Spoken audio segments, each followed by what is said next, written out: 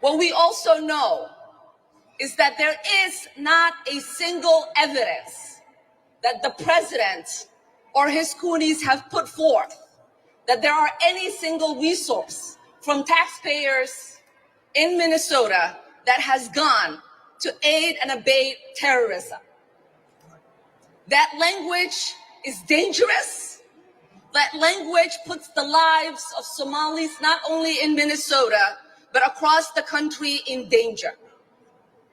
And if the president believed that, and he had evidence, he would take people to court. Now, I don't know about you, ladies and gentlemen, but to me, that sounded like a challenge from Ilhan Omar to the Trump administration to prove that the Somalians were taking money from the American taxpayer, defrauding the American taxpayer, and using that money to fund terrorism. Now, here's the problem. It's going to be very difficult to prove that that's the case if Tim Walz and his administration destroy all the evidence before that can be proven. And it's now being reported from whistleblowers inside the DHS in Minnesota, or should I say Somalia in Minnesota, that evidence is being destroyed, deleted, transactions are being covered up. It is all happening right now, and they're calling on the Trump administration to step in and stop it before it's too late. Now, all of this ties into the $6.5 billion in reported fraud that has been uncovered in Somalian Minnesota.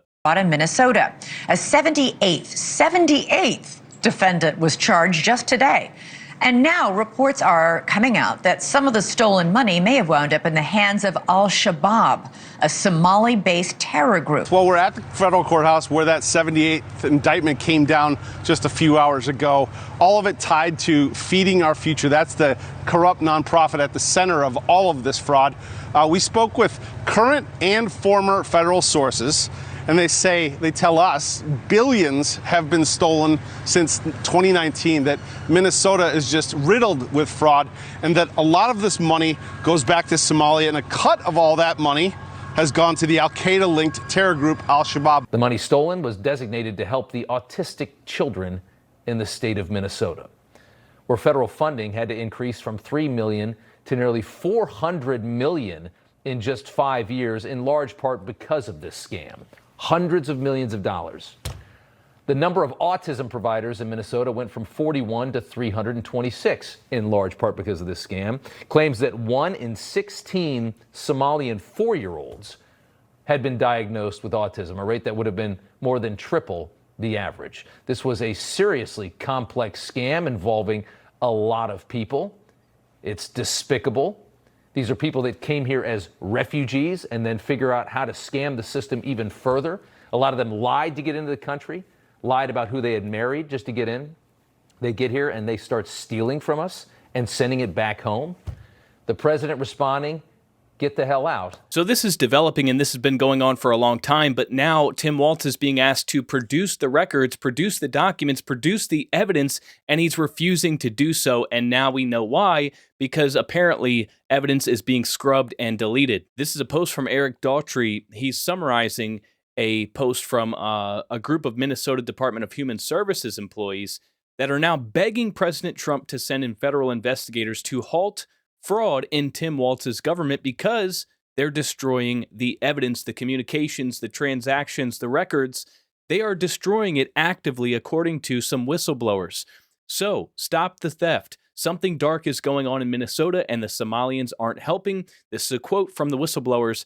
Our administrators are actively deleting incriminating evidence, destroying data and documents, thereby preventing us from attaining justice and preventing future fraud.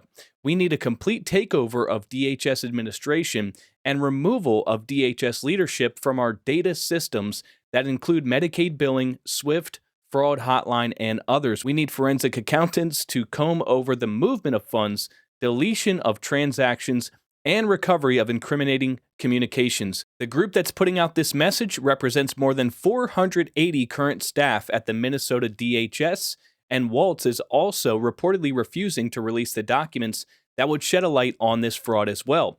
And it's no secret why Tim Walz is refusing to release the documents, and there's a potential active effort to destroy and delete the records, and that is because it all falls on Tim Walz's back. As the governor of Minnesota, Tim Walz has executive oversight of the state's administration of Medicaid, known locally as Medical Assistance, or MA. The program is directly managed by the Minnesota Department of Human Services, which operates under the governor's authority as part of the executive branch. Walz appoints the DHS commissioner, who leads the agency and implements policies related to Medicaid, including eligibility, provider oversight, and fraud prevention. While Medicaid is a federal-state partnership with federal regulations guiding it, the state-level control falls under the governor's purview through DHS.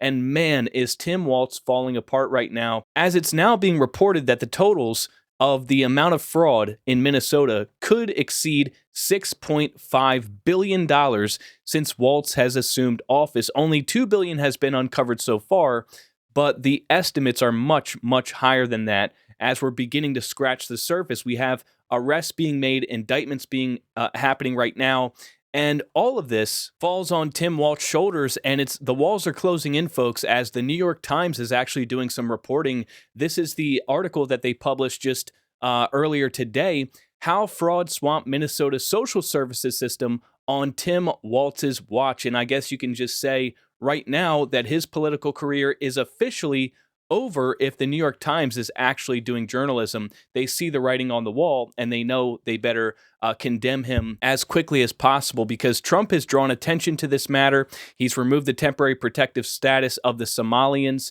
in Minnesota, and now that it's being reported that evidence is being destroyed of these crimes, clearly they're trying to cover up something. And while they're trying to stall and delay and say, we're still gathering the evidence, we're still trying to produce that for you, just give us some more time, they are scrubbing it actively, apparently, according to these whistleblowers. So the Trump administration, the FBI, the DOJ, the Inspector General, the U.S. Attorney's Office in Minnesota, they all need to immediately step in and take over the DHS and all of this evidence before it's destroyed. Because now we're not just talking about defrauding taxpayers out of millions or billions of dollars, we are talking about funneling that money back to groups that are adjacent to Al-Qaeda, terrorist groups. This has been going on for a long time, and it was going on because it was allowed to go on. There's no way that this was a matter of negligence or just ignorance. There's absolutely no way something this massive at this scale could have happened without the knowledge of the people high up on the food chain. The chain of command leads all the way up to Tim Walz. This all happened under his watch, and he needs to be held accountable for his actions. And I just have a hunch here that somewhere along the line, we're going to find out that some of that $6.5 billion went into Tim Walz's pocket. I think there may, just may, be a little quid pro quo going on here, and that could be part of why the DHS and Tim Walz are trying to do everything they can to make sure that the records don't get produced and that the evidence doesn't come to light. And I think there's probably a very, very long string of politicians that have benefited in some way, shape, or form from allowing and turning a blind eye to the tens of thousands of Somalians that have been defrauding the taxpayers and putting a massive drain on the system with their frauds and scams that they've been doing for decades without any accountability or oversight until recently. But it sounds like the only way that we'll truly get to the bottom of this matter is if the Trump administration steps in and seizes the evidence before it's too late. So that is why I'm asking you all to share this video, share it to a friend, share it to your Facebook page, share it everywhere that you can to get this out there so that more people see what is going on and what needs to be done by the Trump administration to preserve the evidence that could lead to the arrest of the corrupt Minnesota government. Now, ladies and gentlemen, as always, leave a like on the video, subscribe to this channel if you haven't already. Thanks for watching, and I will see you next time.